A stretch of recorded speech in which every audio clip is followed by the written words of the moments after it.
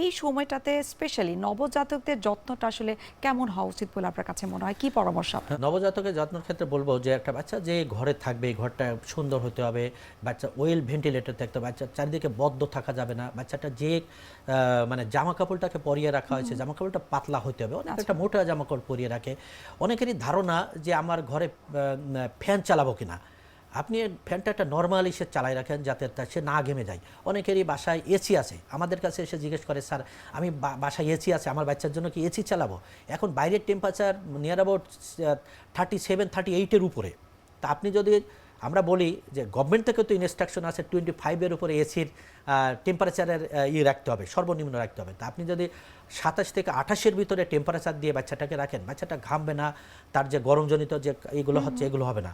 সেজন্য আপনি 28 থেকে 29-এর ভিতর টেম্পারেচার দিয়ে রাখেন, তাহলে বাচ্চার কিন্তু কোনো প্রবলেম হওয়ার কথা না। আচ্ছা, এবং এক্ষেত্রে হাইজিন বিষয়টাকে মেনটেন করাটাও নিশ্চয়ই অনেক বেশি অবশ্যই গুরুত্বপূর্ণ। একটা বাচ্চা যদি আর আমাদের এখন নগরকেন্দ্রিক জীবনে আরেকটা জিনিস সবচেয়ে আমাদের মারা সবসময় বাচ্চাদেরকে প্যাম্পাস পরায় রাখতে পছন্দ করে। একটা প্যাম্পাস পরায় রাখছে, এটা দেখা যাচ্ছে লং টাইম তাকে পরায় রাখছে, সে বাচ্চা ওর ভিতরে পায়খানা করছে, প্রস্রাব করছে, তাহলে এখান থেকে কিন্তু তার এই লং টাইম ধরে এই পায়খানার ভিতরে একটা বাচ্চা থাকা প্যাম্পাসে থাকা অবস্থায় ইউরিনারি ট্র্যাক্ট ইনফেকশন হওয়ার পসিবিলিটি থাকে। সেজন্য এটা বারবার করে চেঞ্জ করতে হবে, 1 ঘন্টা 2 ঘন্টা পর পর চেঞ্জ করতে হবে। বাচ্চা যদি এখানে ইউজ করে মানে করে দেয়, তাহলে এটা চেঞ্জ করে দিতে হবে, তাহলে কিন্তু এই তার ইউটিআই হওয়ার পসিবিলিটি থাকবে না।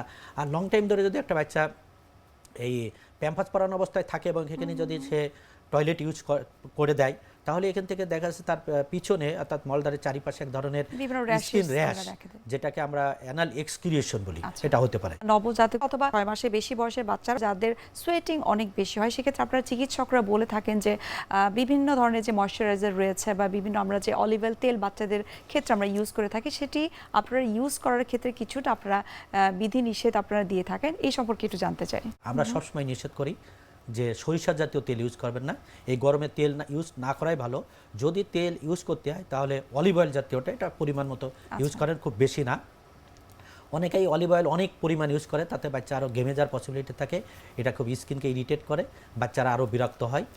আর যেটা হলো অনেকেই জিজ্ঞেস করে যে আমরা কি পাউডার ইউজ করবো। আপনি যে কোনো একটা পাউডার, বিশেষ করে বাচ্চাদের স্কিনের জন্য অনেক বাজারে অনেক বাচ্চাদের জন্য বিভিন্ন কোম্পানি বিভিন্ন নামে এগুলো নিয়ে আসছে, আপনি যে কোনো একটা ইউজ করতে পারেন। এক্ষেত্রে আপনার কাছে একটু আমি জানবো যে আসলে বাচ্চাদের জন্য গরম প্রতিরোধ করার জন্য পাউডারটাকে আসলে খুব নেসেসারি কিছু কিনা? আসলে বলা হয় এটা গরম প্রতিরোধের করার জন্য নেসেসারি না। যে বাচ্চাগুলো ঘেমে যায়, যাদের ত্বকটা বেশি থাকে মানে ছেঁচেতে থাকে, তাদের ক্ষেত্রে যদি এটা ইউজ করা হয়, এটা একটা আপনার অনেক টাইপ অফ মানে শোষণ প্রক্রিয়া হিসাবে ইউজ করে, যে আপনি ইউজ করলেন তাহলে দেখা যাচ্ছে ঘামছে না।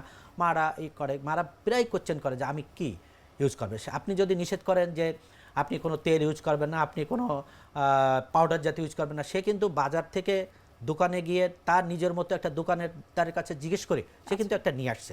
সেজন্য অ্যাজ এ ডক্টর হিসাবে একটা সুন্দর পরামর্শ যদি তাকে দেন যে আপনি অলিভ অয়েলটা ইউজ করেন। এখনও গ্রামে একটা বদ্ধ ধারণা আছে দাদা নানির ভিতরে, বিশেষ করে যে আমরা তো, তারা বলে আমরা তো জন্মের পরে আমাদের বাচ্চাদেরকে আমরা সরিষার তেল ইউজ করেছি, এখন কেন? তা সরিষার তেলে এক ধরনের কেমিক্যাল থাকে যেটা স্কিনের জন্য, বিশেষ করে বাচ্চাদের স্কিনের জন্য এটা অনেক ক্ষতিকারক এবং এটা বাচ্চাদের ত্বকে এক ধরনের ইরিটেট ফিল করে।